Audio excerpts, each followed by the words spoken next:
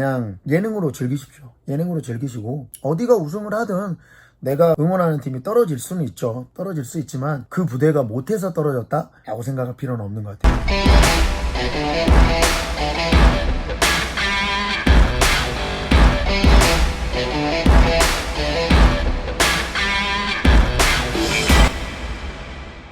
안녕하세요, ABC 코치입니다. 방금 강철 부대를 시청을 했거든요. 제가 예측한 대로 결과가 나왔네요.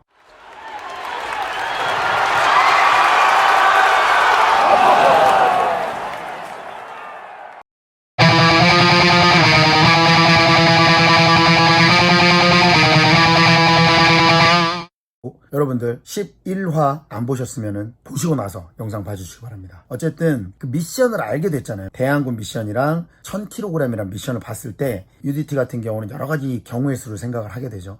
그 경우의 수를 생각을 했을 때 707이 여러 가지 작전이라든지 전술이라든지 이런 부분에서 굉장히 뛰어났기 때문에 707을 어떻게든 좀 제거할 수 있는 방법을 생각할 수밖에 없는 거죠. 그리고 707은 대터랩이고 작전 수행에 능한 팀이고 본 미션에서도 한 번도 진 적이 없어요. 뭐 어떤 방식으로든. 그러다 보니까 707을 떨어뜨리게 할 수 있는 방법이 뭐가 있을까요? 1000kg. 자, 1000kg 하면 지금 강철 부대원 중에 누가 생각나죠? 야! 황충원! SSU 황충원입니다. 황충원. 네. 그러니까 SSU가 꼭 힘이 다 세진 않고 UDT도 힘이 좋죠. 그 정종현 대원이라든지 김상욱 대원이라든지 힘이 좋습니다.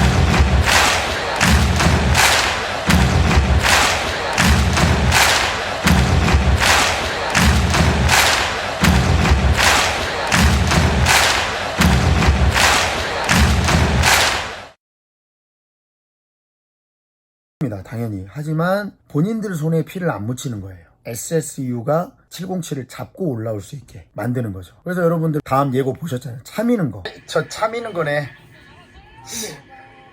전체적으로 SSU의 평균 체중이라든지 그 근력 부분에 있어서는 707을 압도한다고 저는 생각을 하거든요. 그래서 707이 SSU한테 잡힐 거라고 생각을 합니다. UDT와 특전사의 대항군 미션에 대한 결과가 나오는데 이 대항군 미션 어쨌든 UDT에서 굉장히 유리한 부분이잖아요. 해상 대테러. 지금 UDT 특임대 출신이 2명이거든요. 정종현 대원이랑 김범석 대원. 그 육준서 대원 같은 경우는 제가 듣기로는 EOD 폭발물 처리반 그쪽에서 이제 근무를 했다고 하고 김상욱 대원 같은 경우는 이제 병 출신이죠. 그러니까 군사적인 작전이라든지 전술이라든지 이해도는 아무래도 부사관 출신보다는 떨어지게 되어 있습니다. 결국은 해상 대테러이고 분명히 특전사도 대테러 같은 경우는 경험했을 수 있고 적실에 진입한다든지 이런 것들은 비슷하다고 생각이 될 수는 있지만 선박의 어떤 구조라든지 선박을 많이 진입을 해서 작전을 해봤던 UDT한테 당연히 유리할 수밖에 없습니다. 그래서 제가 얘기 드렸지만은 어디가 우승하는 건지는 사실은 이제부터는 의미가 없어요. 왜냐면 UDT가 베너핏 미션에서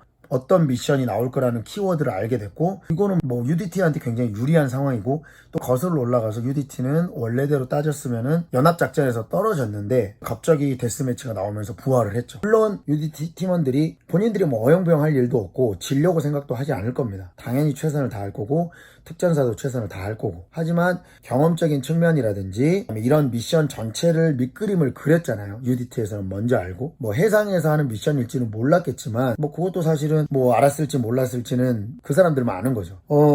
어떤 상황이 주어지더라도 본인들은 최선을 다할 수밖에 없어요. UDT도 마찬가지, 특전사도 마찬가지. 707 SSU랑 최선을 다합니다. 최선을 다하지만 이미 여러 가지 그런 시스템 자체라든지 대진 같은 것들이 다 꼬여버렸기 때문에 제가 얘기 드리고 싶은 말은 그건 거예요. 어디가 우승하는지는 의미가 없습니다. 거기가 우승을 했다고 해도 절대 최강의 특수부대라고 생각할 필요가 없고 그냥 제작진이 짜놓은 여러 가지 틀 베이스에서 가장 선택과 집중을 잘했고 그로 인해서 좋은 결과가 나왔을 뿐이지 나중에 마지막에 그러겠죠. 대한민국 최강의 특수부대는 블라블라블라 였습니다 라고 이렇게 마무리를 짓고 끝나겠죠. 끝날 텐데 그 부대가 최강이라고 생각할 필요는 없어요. 처음부터 그런 것들은 우리가 미리미리 얘기를 했었고 마지막에 그 꼬여버린 여러 가지 것들이 최강의 특수부대라고 하는 타이틀 자체를 무의미하게 만들었습니다. 그래서 여러분들도 너무 감정 소모하시지 말고요. 그냥 예능으로 즐기십시오. 예능으로 즐기시고 어디가 우승을 하든 내가 응원하는 팀이 떨어질 수는 있죠. 떨어질 수 있지만 그 부대가 못해서 떨어졌다? 라고 생각할 필요는 없는 것 같아요. 여러 가지